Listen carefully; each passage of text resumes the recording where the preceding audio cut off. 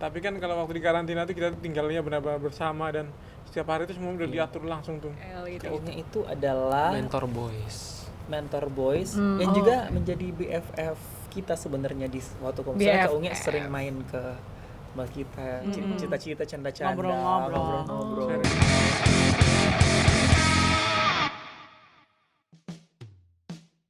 Berarti setelah lolos dari X Factor, apa aja sih yang kalian dapat dari sana?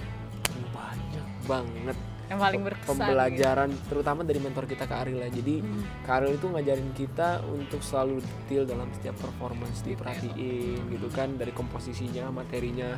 Kalau lagu juga harus dipilih, ada ada nilainya dari 1 sampai 10 tuh nilai lagunya berapa, bobot lagunya berapa. Jadi kita tuh harus benar-benar harus hati-hati kalau milih lagu. Terus kita juga diajarin teknis-teknis kayak masalah ear monitor segala macam, pokoknya hal-hal berbau teknis kalau lagi kita di panggung. Terus attitude kita saat di panggung harus baik sama soundman, sama kameramen, sama lighting segala macam. Semua orang lah. Attitude di atas panggung, attitude di luar panggung juga kita harus tetap humble, harus baik gitu. Keren. Oke. Sama Terus dengan Kak Arlo yang humble dimanapun dia berada. Iya. Dia kalau nggak nunggu duduk di lantai juga dia nggak masalah gitu kan. Kayak kita bahkan sampai kalau ngobrolin lagu sampai di lantai sampai lesehan tuh. lesehan gitu. Sambil lesehan gitu. Nggak eksklusif gimana, jadi kayak selevel Kak Aril aja living legend ya maksudnya, bisa Down to earth ya. Down to earth. Tapi beliau Kak Aril ini pernah kayak marah atau kayak emosi gitu gak pas lagi nge-mentorin kalian? Tidak pernah sama sekali. Gak pernah Justru ya? bawa ketenangan gitu ya. Justru ada hari Kak Kalem Aril nggak gitu. ada, justru kita malah kayak bingung kan. Kayak anak kehilangan bapaknya. Orang tuh kalau ada Kak Aril. kesalahan kecil dia paling cuma senyum terus bilang, oh ya nanti next time gini selesai sampai di situ. Jadi Nggak pernah yang marah-marahan. Nggak ada marah. jadi difasilitasi kitanya Kak. Malah Kreativitas jadi, kita tuh jadi dia jadi wadahnya. Ada gitu. wadah. Jadi kita difasilitasi sama dia untuk kitanya beride terus gitu. Sama kita nggak boleh cepat puas juga kata Kak Aril. Jadi harus terus create gitu. Harus tetap Terus kreatif. lapar, kalau aku masih ingat kalimat terus lapar, belajar terus, jangan cepat puas. Betul. Makanya itu ilmu-ilmu yang justru mahal banget nih. Itu yang paling penting. mahal. Karena ternyata di industri musik Indonesia itu ternyata harus begitu.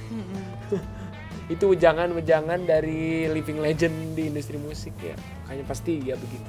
Tapi harus santai juga gitu ya, nggak yang serius gimana gitu. Dan yang nggak terlalu ambisius gimana. Iya, Jadi betul. tetap Sesuai pada porsi. Santai tapi serius. Tapi tidak ambisius tapi fokus. Wih, Iya. stres. Hari ini tuh pinter banget. Keren. Kayak kata ya. Jangan-jangan mau bikin lagu nih. Waduh. Oh, mau di challenge bikin lagu nih apa? Oh aja.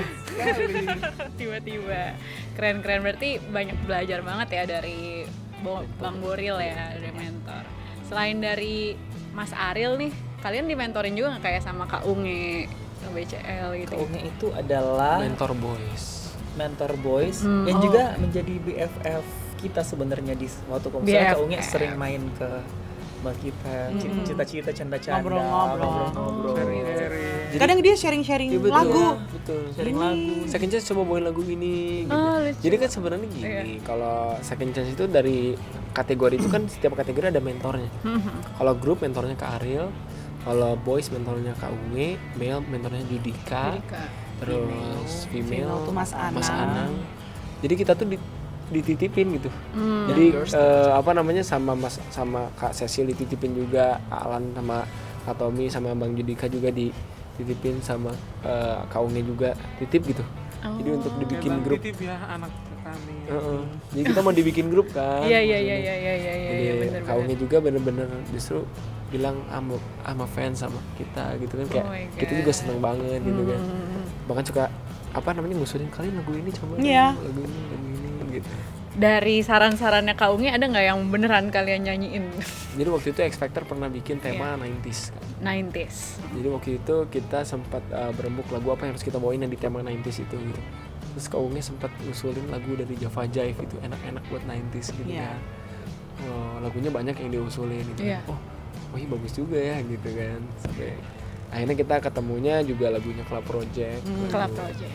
Tak bisa kelain hati. Jadi pokoknya sama mentor-mentor sama Bang Judika semua kita open masukan-masukannya gitu. Bang Judika juga sering sharing juga sama kita. Iya. Heeh. Sharing tentang apa tuh? Karena dulu Bang Judika kan dulu grup ya, dia punya pernah grup. juga Punya. pengalaman Iya, iya, Jadi iya. dia sharing grup vokal. gimana jadi grup harus bagaimana. Antar personil Member. juga gimana. Saat kompetisi mentalnya bagaimana, saat lagi di industri bagaimana gitu Mm-mm. kayak semuanya. Jadi aku juga seneng mentor-mentor kemarin di X Factor tuh sangat sayang juga sama kita Second Chance. Perhatian banget sih sama kita. Teh Ocha juga. Teh Ocha sama Teh Ocha selalu berdiri dan lagu belum selesai udah nyanyi-nyanyi Udah gini ya, ya. udah gitu. Oh my god, jadi pengen ikutan gue. udah Nggak bisa kelar. nyanyi. Heeh. Iya iya. iya. Nanti nextnya boleh loh. Boleh ya. Ikut audisi deh. Ikut aja dulu ya. Ikut aja Nggak dulu. usah bisa nyanyi gak apa-apa, ikut aja siapa tahu. Oke. Kayaknya seru gitu dengerin cerita kalian soal X Factor gitu. Tapi berarti nggak nyesel dong ikut X Factor ya? Enggak dong. Nggak nyesel ya. Kalau nggak ikut X Factor kayaknya Kita nggak ada di sini. Iya benar-benar. Bener sih, kan tadi sempet dibahas juga ya tekanan selama kompetisi sama di industri itu beda. Sekarang kan kalian udah mulai masuk ke industri nih. Apa perbedaan yang mulai dirasakan sama kalian sebagai grup? Kalau lagi karantina kita tuh udah diatur jadwalnya. Oh udah, iya. Sama dari tim dari Fremantle dan RCTI, jadi udah ngatur jam pagi-pagi harus bangun jam berapa, terus Ada yang bangunin. ada yang bangunin, ada yang Iya, ditelepon. Makan langsung Heeh. tersedia. makan udah tersedia, Makanan udah tinggal Tinggal ambil. Pokoknya jadwal dari fasilitas bangun udah ada tidur, semua. Asrama jadwal ya? dari bangun tidur sampai tidur lagi itu udah diatur, dan dan produktivitas kita itu udah diatur sama mereka. Dari latihan ketemu sama orang-orang hebatnya segala macam, latihannya udah diatur. Jadi Ngomong di publik gimana? iya, Cara ngomong depan Oh, kamera. gitu, Jadi bener-bener dilatih. style juga ya, semua wardrobe juga udah disediain sama mereka. Jadi maksudnya kita jadi sebagai pelajar kan simulasi nih.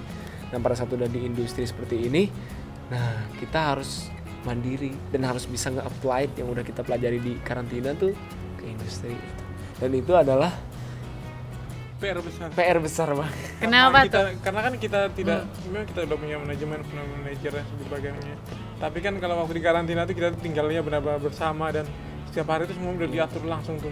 Sekian ini besok ngapain, bawa baju ini nih. Nah sekarang kan kita kadang-kadang masih ada kesibukan yang lain dan juga tinggalnya juga belum bareng gitu. Iya benar-benar. Tapi ya kita tetap coba melakukan yang terbaik untuk membangun second chance ke depan. Wis, membangun second chance, keren. Bangun rumah ya. Iya. Mungkin Rumah tangga. aduh, berat ya. Kedepannya mau tinggal bareng mungkin Mungkin kalau misalnya ada rezeki untuk tinggal bareng ya kita mungkin akan coba tinggal bareng gitu. lebih gampang ya. Dan semoga bisa rumahnya jejeran gitu. Ah Aduh, itu lebih gampang tuh. Bener. Assalamualaikum malahan. Kalau tetanggaan kan ya masih ada privacy gitu Iya. kan. Iya